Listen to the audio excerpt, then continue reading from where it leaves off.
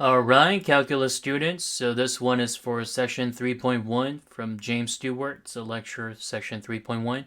So it's about the shortcut, the formulas, finding basic derivative of polynomial and exponential functions. So here are some of the formula that you need to recognize. So derivative formulas, so we do have a constant rule, so d over dx, so that means derivative of constant, so it's always a zero. Again, derivative, that means finding the rate of change of the original element. And then d over dx of x, that just 1. And then this one, the power rule, we use that a lot. So number 3. So d over dx, x to the power of n, is considered n times x to the power of n minus 1.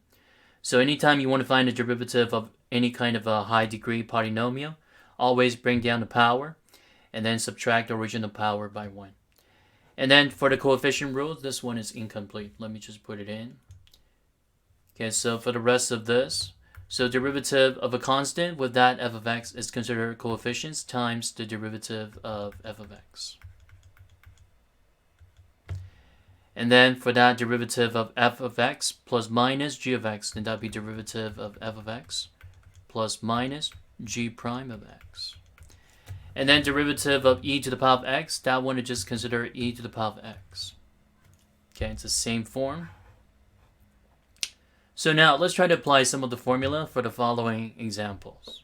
So so f of x is considered square root of pi. Well, we do know that pi is considered 3.1415, blah, blah, blah. So square root of pi is just a constant. So derivative of a constant. So this one is always, it's a 0. Well, f prime of x, not f prime of 0.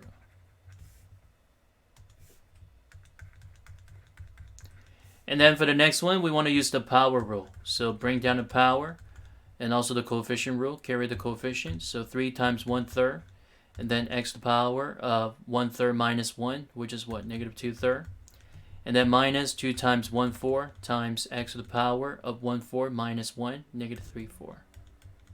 So eventually, this one is considered 3 times 1/3 x to the power of negative 2/3, so then that would be x to the power of negative 2/3. Negative 2 times 1/4, negative 1/2, and then times x to the power of negative 3/4. And that would be your derivative. And then for this one here, how do we find a derivative? So probably saying that, well, we do have a product rule, but that's the next sections. So let's just multiply that out, FOIL, distribute, so x times 2x, 2x squared, x times negative 1, negative x, and then negative 4x, so negative 5x. In the product, so just combine them together, negative 5x. Negative 2 times negative 1, then that's positive 2.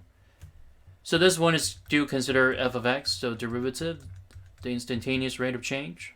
So for this one, then that would be 4x minus 5. Again, bring down the power, coefficient just carry that along, so 4x minus 5. And now what about for the quotient? So this one can be written as negative 13 x to the power of negative 2. So using the power rule, bring down the power. So negative 13 times negative 2, 26. And then subtract the power by 1, so x to the power of negative 3. So 26 x to the power of negative 3. And then for the square root of x minus 2e to the power of x. So this one can be written as x to the power of 1/2. So anytime that you can rewrite it, simplify it, so just do it first before we take the derivative. And then g prime of x, so using the power rule, so we do have 1/2, x to the power of negative 1/2. And then minus, well, derivative of e to the power of x is just e to the power of x. The 2 is a coefficient, we want to carry that all the way through. So 2e to the power of x. And then what about this? This one is written as x to the power of 1/2 here. So basically we can subtract. So, well, let's just put it this way. So y equals x squared plus 4x plus 3 all over x to the power of 1/2. And then from here we can just separate those terms. So divide it. So x to the power 2 minus 1/2, which is 1.5, 3/2. And then plus 4x to the power of 1/2. And then plus 3x to the power of negative 1/2. And now from here, so we can just simplify it all the way through. So y prime, So this one, 3/2 x to the power of subtract 1. So subtract 2 over 2, then that'd be 1/2. And then 4x, 1/2 minus 1, so negative 1/2. And then 3 times, well, forgot something here, 4 times 1/2. So then that'd be 2. Because now you want to bring down the power. So this one here, 4 times 1/2. Then that'd be 2x to the power of negative 1/2. 3 times negative 1/2, bring down the power. So multiply by 3, negative 3/2. And then x to the power, subtract 1. So minus 2 over 2, negative 3/2. Derivative. And now this one here, so zy. So again, so this one can be written as a y to the power of negative 10. So z prime of y. A is just a constant, it's a coefficient, so bring down negative 10, so negative 10 a y to the power. So that one is written as y to the power of negative 10, subtract 1, so negative 11. And then plus b e to the power of y. So that would be the derivative, z prime of y. Okay, so now let's see what else that we have for this. Find the equation of a tangent line to the curve at a given point. Okay, so this one's quite similar to the previous chapter, but for the previous chapter, you want to use that delimit approach to find a derivative, and that would be kind of crazy and silly. So this one, basically, we're just using that the power rule. Excuse me, to find a derivative, which is written like this. So let's just multiply it out first. So y equals 1 plus 2x quantity squared, so it's 1. So 2x plus 2x, then that'd be 4x, and then plus 4x squared. It's a binomial expansion. So derivative y prime, then that'd be considered, well, derivative of constant, 0. 4x, derivative of that, 4. Derivative of 4x squared, ax. So derivative is y prime equals ax plus 4. And then we want to find the equation of a tangent line, so that means we plug in a number to find the slope. We want to find out the slope, the instantaneous rate of change at point 1, 9. So the position of 1, 9, so plug in 1 here, so we do have y prime of 1, so then that would be 8 times 1 plus 4, which is what, 12. And using that to slope, x1, y1, guess what? Put it into the point slope form. So we can set up the equation of a tangent line. So y minus 9 equals 12 times x minus 1. Simplify the whole thing. So y equals 12x minus 12 plus 9. So it's minus 3. And that would be the equation of the tangent line at 1, 9. And then the other one is quite similar. So y prime. Power coefficient rule, so 6x squared minus 7 plus 4. Derivative, well, this one is 7 times 2, so 14x, excuse me. Forget about the power here. So got to be careful with the power, the positions with the exponent. So minus 7 times 2, 14. Subtract the power by 1, so x to the first power. This one just carry that coefficient. Constant, derivative constant, 0. So plug in 0. Because we want to find out the slope there at the position of 0, 1. So we got 0 minus 0 plus 4, so the slope is what? 4. Using that, the point slope form, so y minus y1, so times m, which is 4, times x minus 0. So it's 4x plus 1.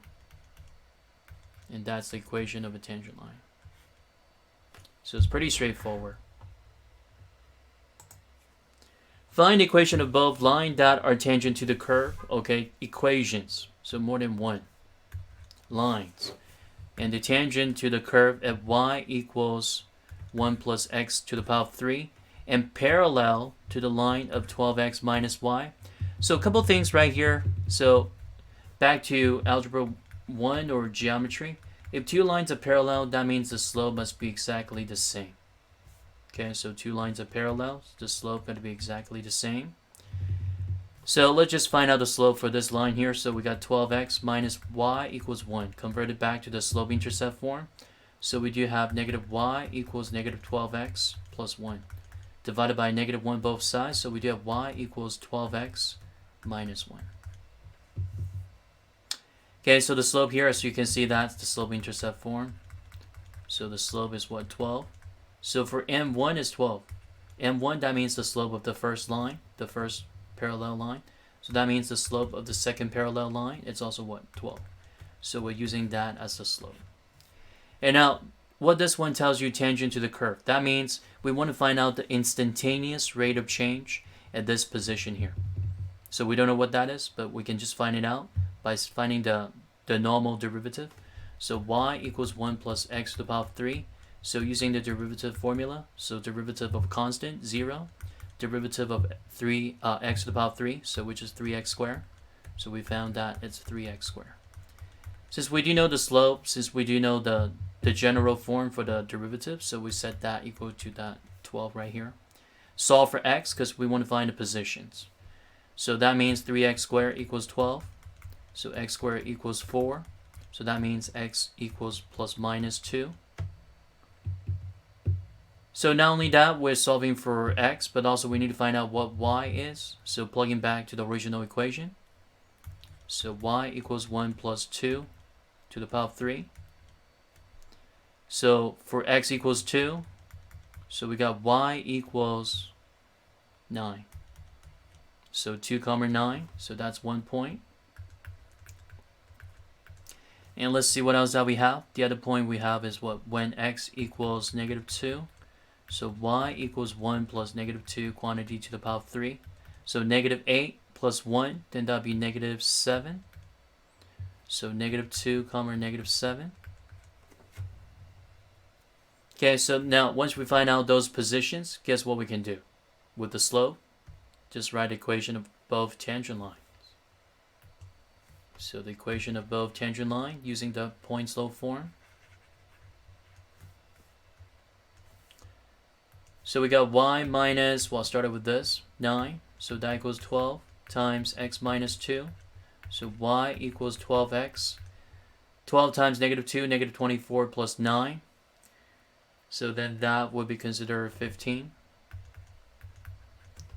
Okay, so this one is for the point of 2 comma 9. And then for the point of negative 2 comma negative 7. So point slope form. So y plus 7 equals 12 using the same slope because that's parallel, tangent. And then x minus negative 2, so x plus 2. So 12x plus 24 plus 7. So 24 plus 7, that's what, 31. So it's the same slope, but we do have two different y-intercept. Okay, so that's what we want. Okay, so now let's see. Find the first, second, and the third derivative for the following functions. So the first derivative, f prime of x. So that one just 5e to the power of x minus 3x squared. Using that, the exponential formula for derivative and the power rule. Second derivative, the first term is pretty much the same. It doesn't matter how much time that you take that. But the next term, the power is going to be getting less. So minus 6x. And then the third derivative, 3 apostrophes. So 5e to the power of x. Again, no matter what that is, it's always the same thing for the exponential. Minus 6. And then this one here, just rewrite it first. So g of x equals 1/2 x to the power of 4. Convert that radical form to the exponential form. X to the power of 1/2 plus 3. And now take the first derivative. So we do have 1/2 times 4, which is 2 x to the power of 3. And then minus, bring down the power, 1/2 x, 1/2 minus 1, negative 1/2. Derivative of constant, that's 0, so just keep it like that. And then g double prime of x, using the power rule, so 6x squared. Negative 1/2 times negative 1/2, positive 1/4. X to the power of negative 1/2 minus 1, negative 3/2. And then the third derivative, so 12x. 1/4 times negative 3/2, then that'd be negative 3 over 8. X to the power, negative 3/2 minus 1. So negative 5 over 2. And that's the third derivative. Again, the way that I get negative 3/8, because 1/4 times negative 3/2. Coefficient with the power. Again, power rule, you want to bring down the power. Multiply by the coefficient. Okay, so now let's see what else. That's it for this section here. So thank you for watching the video. So I'll see you guys next time. Take care.